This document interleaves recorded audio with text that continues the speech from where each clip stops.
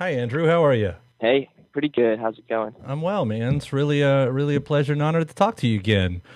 It was such a Yeah, great, totally. great new record out. I really enjoyed this one, man. Thank you.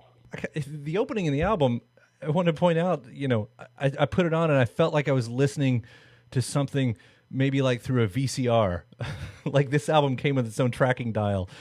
And it felt like you were building something really visual right from the start. Were you trying to like build something specific with the way it sounds? Yeah, I mean, I think that although we're really specific about getting into the music videos and being involved with that, I don't think we really think about it visually while we're making it. I think we think more about the musical reference that we're making. And with the first song, we were thinking a lot about like YMO related stuff and Japanese like city pop and early 80s boogie kind of stuff. And we weren't going for like a retro thing. We refound our love for synth pop on this, which I think is kind of like been the root of the band since we met when we were 18, so it kind of felt natural to go back to it.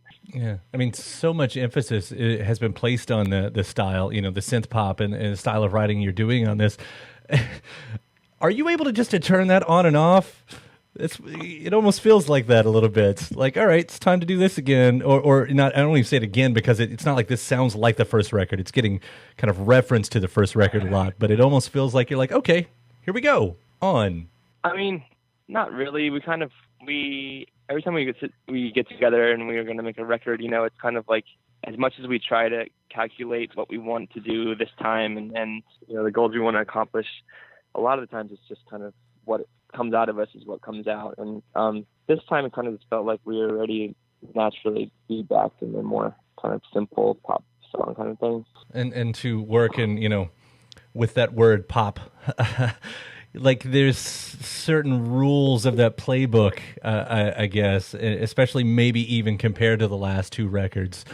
But you've still got I don't know, like it's the struggle, right, of being creative in the way you want to be creative, making it accessible, but not letting go of what you want to say. And was that a challenge at all? I think that the challenge was this time around was really with trying to like make ourselves not be as harsh as like critics or allow things to develop that sometimes we would just shut down or something, and a lot of that kind of involved just having a more playful and lighthearted approach to writing this time, and also really not like cutting ourselves off.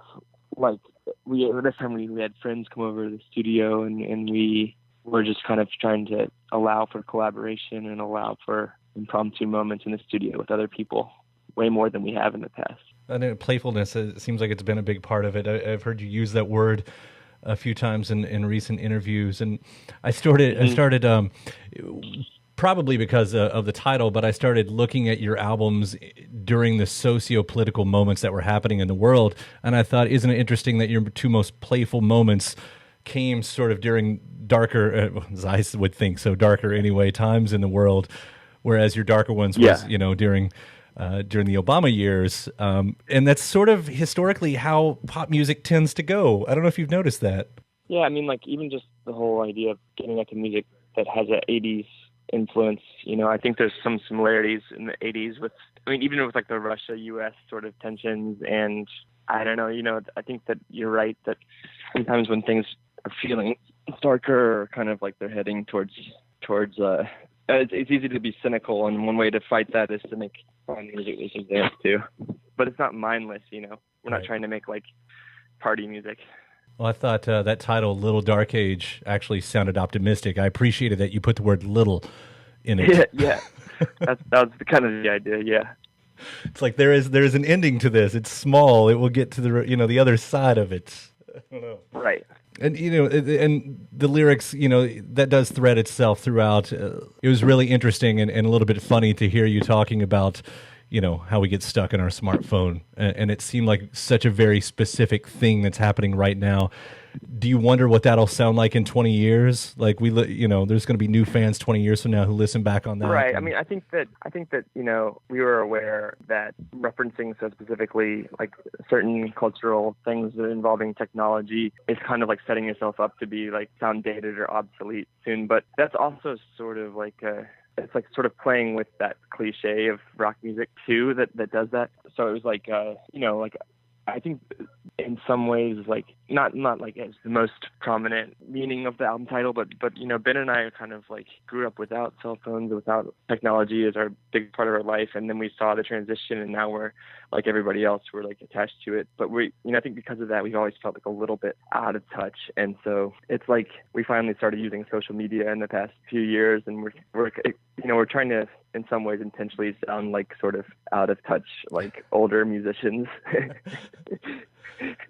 What's interesting, because you look back at each album, say, as a chapter or something, like these albums sort of do play like chapters in a way, and you look back in the very first one, it starts with Time to Pretend, and it was sort of talked about how back then, it was started as a joke and in playfulness in the way that you're talking about right now. These are serious topics, and I wonder, like, how serious should we take it all? If it started out as a joke, but we need to be taking it serious right now. Yeah, well, I think that, the main thing is we want people to at least like question what's happening and try to involve their brain in sort of not just accepting everything. And that's one thing that I think, and on the negative side of the effects of technology, is that sort of it's really easy. Like, you go online, you start reading some article about like humanitarian crisis halfway around the world, and you're like, oh my god, it's terrible. And then like 10 seconds later, you're flipping to Reddit or Twitter, and it's kind of like so easy just to let things like pass like that, like in this like kind of dream time. So any way you can kind of focus on what's actually happening in any kind of realm, I think it's really important. And even if that means like focusing on having fun without your phone or something like that, or even wondering if your attachment to your phone is good or bad, or if you yourself are kind of participating in evil just by your comfortable daily existence.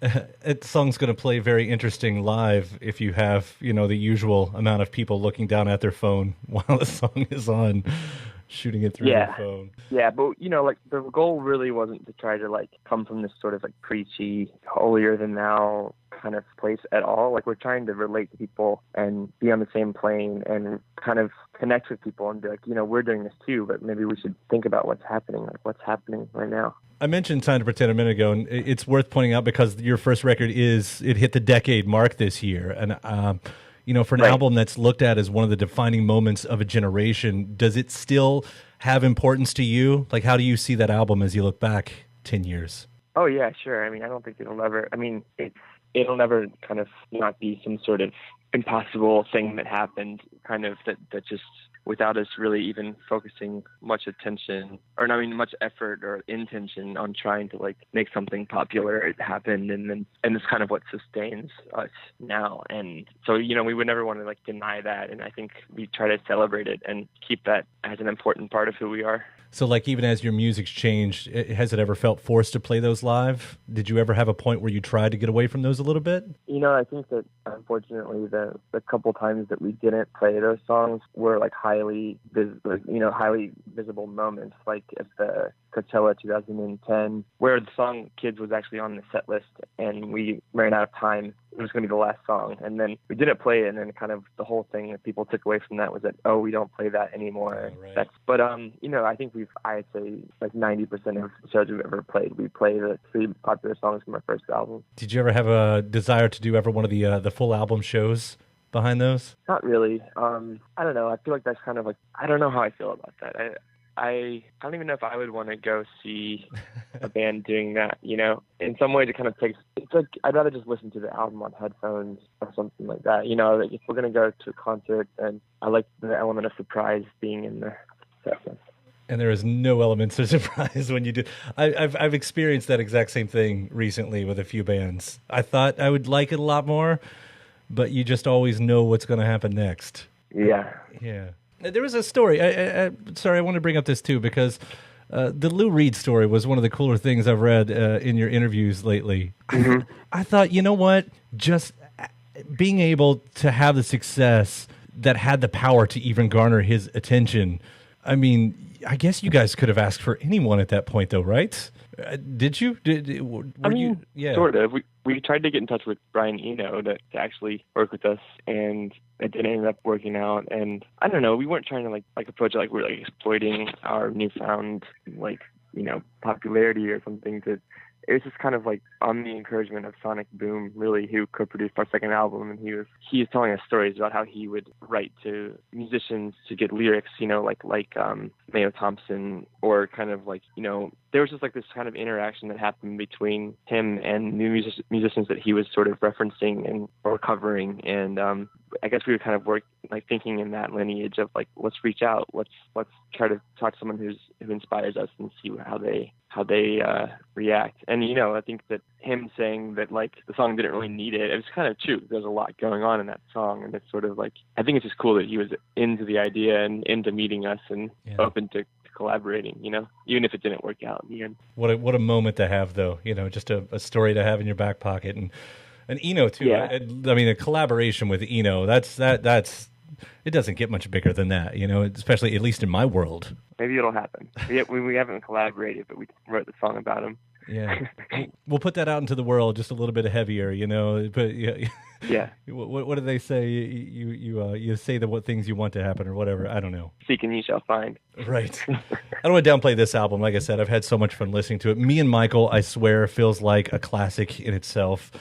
I've had that song on repeat all week long. So yeah, it's kind of like uncomfortably simple. And even when we were writing, and I found myself sort of like fighting the fact that it was so simple and straightforward, but then at the same time being like, this is, it's catchy and it just feels like it's got an emotion to it. So I don't know. I like that it kind of came at the end of a songwriting cycle when we sort of have found this creative groove, and we wrote it really quickly and just in Ben's little electronic studio. And it's fun to play live, and we had this crazy concept with the video where we like tried to make it seem like another band wrote it in the Philippines, and like, I don't know, it's just been fun to kind of play with things like that where you have like this meta story to something that is actually the track that the label is like focused on from the album. Well, I'm having fun with it as a listener, so I thank you for it, man, and I thank you for talking today. This is a lot of fun.